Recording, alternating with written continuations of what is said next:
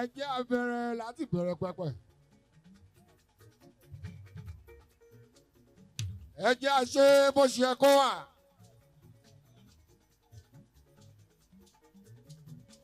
Ẹ jẹ́ a mú báwọn tiẹ̀ síwájú Jíbọ́lá Pasuma wọ́n ti máa ń ṣe bàṣọ.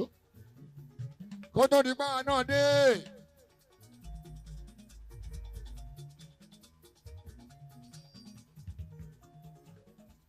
Ẹ jẹ́ a ṣètò yìí bó ṣe máa ń ṣe Jíbọ́lá bá a ṣe bá Pasuma.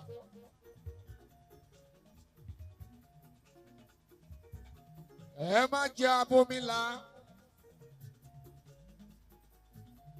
Ẹ má jẹ́ ká sọ pé ayé ti da ayé ọ̀làjú bàbá wọn sílá. Ká wá ṣe bí ó ṣe tán bí ó ṣe yẹ Àlàbí. Ẹ jẹ́ a ṣe bó ṣe ń ṣe kó lè bá a rí bó ti rí.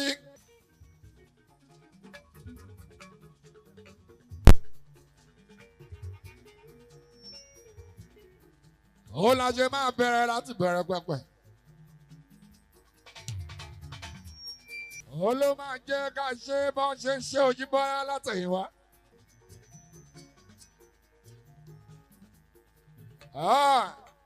Ṣó ní bá a ṣe bá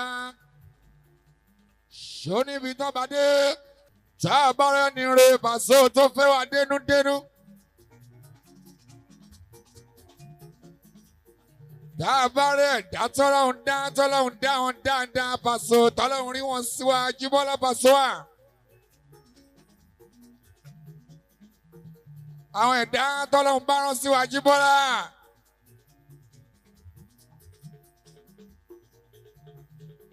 Bá a bá ṣe alábàpàdé irú wọn Paso. Tọ́lọ́hún jẹ́ àpàdé ara wọn Paso wá. Àtúwá pàdé lásán. Ìràwọ̀ tún wá bára wọn mú Kúnlé Lábàkàmì Àlàbí Erin lọ.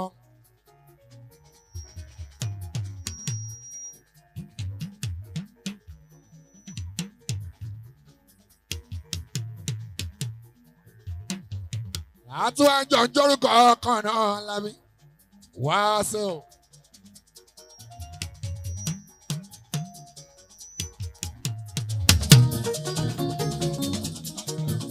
Ṣé tẹ́ ẹ bá pàdé ara yín tọ́lọ́run rán sí ẹ Paso? Tọ́lọ́run ní kó nífẹ̀ẹ́ kí wọ́n náà nífẹ̀ẹ́. Ẹ tún wá jọ ń jórúkọ kan náà.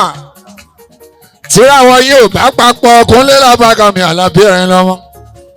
Òfútù bẹ́tẹ̀ ní Alámi.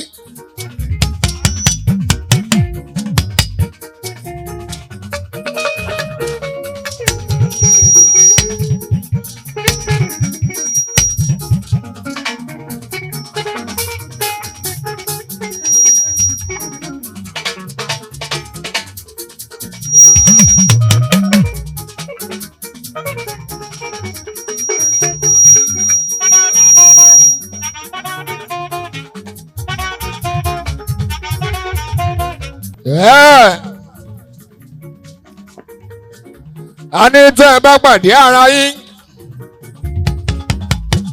tọ́lọ́run ní kó nífẹ̀ẹ́ tí wọ́n náà nífẹ̀ẹ́.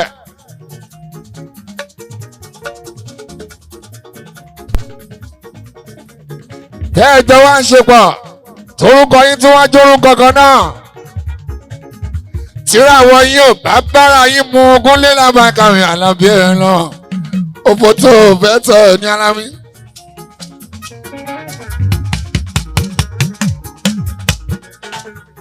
Adégbà.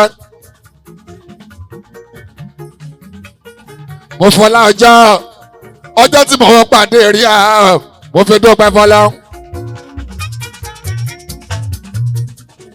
Mo fọlá ọjọ́ tí a kọ́kọ́ pàdé ara wọn Jíbọ́lá Pasuma mo fi kọ́ lọ́hùn lókè.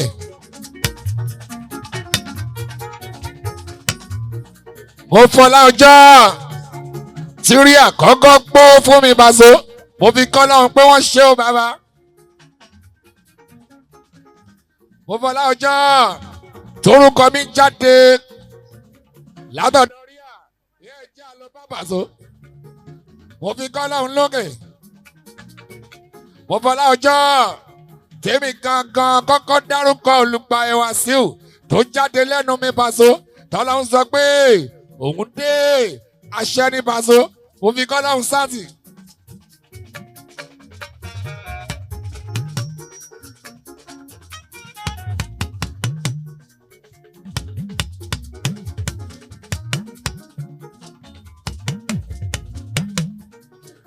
torí òjìbọ ọba bá sí àgàbà jẹ́ gáàsọ̀ a lè máa béléré kọrin a lè máa náwó béléré kan Paso ká má ṣe dáadáa tó bá ti wá rí bẹ́ẹ̀ àwọn ẹbí àwọn ará àwọn júlùmọ̀ àwọn ọ̀rẹ́ ará àdúgbò wọn á pọ̀ onítọ̀hún sẹ́yìn pé àlàyé ibi ẹ̀ ń lọ yẹn kì í ṣọ̀nà.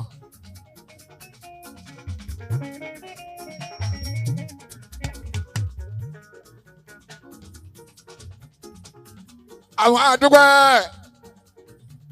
olùgbà ẹwà síù ó bàbá Rihanna ilé ọkọ̀ Yétúndé ó mọ Paso mọ́ ó gbéra ó dẹni ògo ó dẹni ọlá tí wọ́n mọ̀ káàkiri àgbáyé ìràwọ̀ wá bára mú Paso olùgbàyè ní tẹ́lẹ̀ ìgbà tó tún wà mú olùgbàyè náà ọjọ́ wa ń gbàyè káàkiri Kúnlé Lábàkàmí Àlàbí ẹ̀ṣẹ̀ ọlọ́run congratulations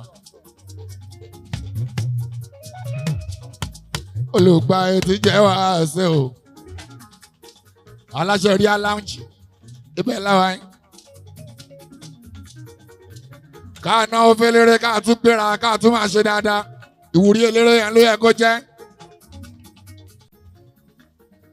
wọ́n fi wá bú rí à wọ́n fi rí à bú à adúpẹ́. wọ́n fi wá bú rí à wọ́n fi rí à wọ́n fi bú Paso Lábàkà yẹn ṣáàlà. ọpẹ́ ló tọ́ o congratulations owó ọkọ̀ yẹ tí màá máa hò lọ́n yẹ tán.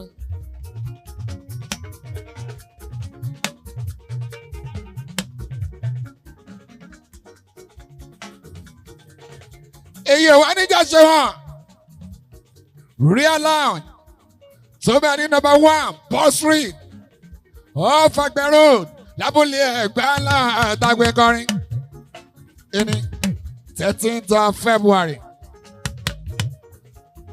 àìsùn Valentine 13th of February ọjọ́ kẹtàlá oṣù kejì ọdún 2025. à ń bẹ ní rí àlọ́hùn Jalabi ta pariwo àti ṣèpolówó rẹpẹtẹ àti pariwo lórí rédíò lórí social media bá a sí wọn ò sinmi lórí pé a fẹ́ ṣí rí lounge ọjọ́ pé ó Lábàkà bá a sí adúpẹ́ fọlọ́hún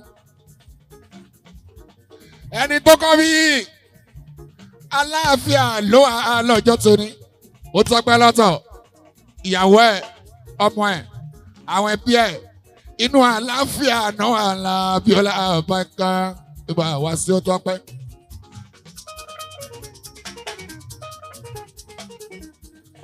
torí tó ṣe kókó òun là àlàáfíà ẹ o káwọn náà tọ́pẹ̀ lélẹ́rẹ́ Òjíbọ́lá ká dúpẹ́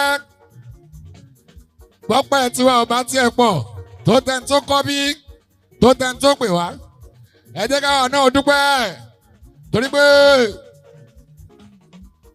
bọ́ ṣe pé wá Lábàkà lélẹ́rẹ́ o tí nǹkan mi bá ṣẹlẹ̀ sólódì Paso wọ́n pẹ̀lú èkó wa bí.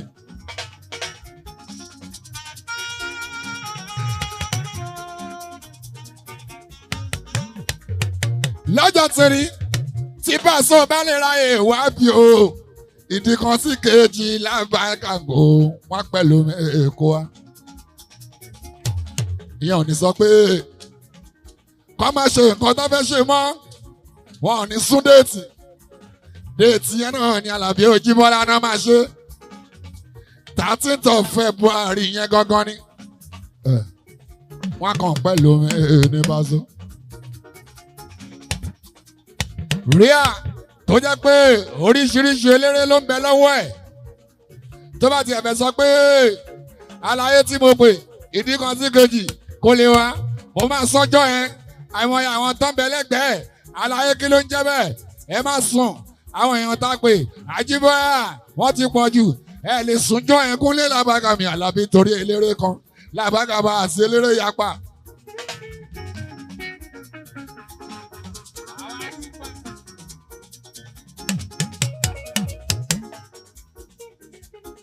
A máa dúpẹ́ pàlàfíà làwà gan tọ́pẹ̀ lélẹ́rẹ́ Làbákà bá àti láwà.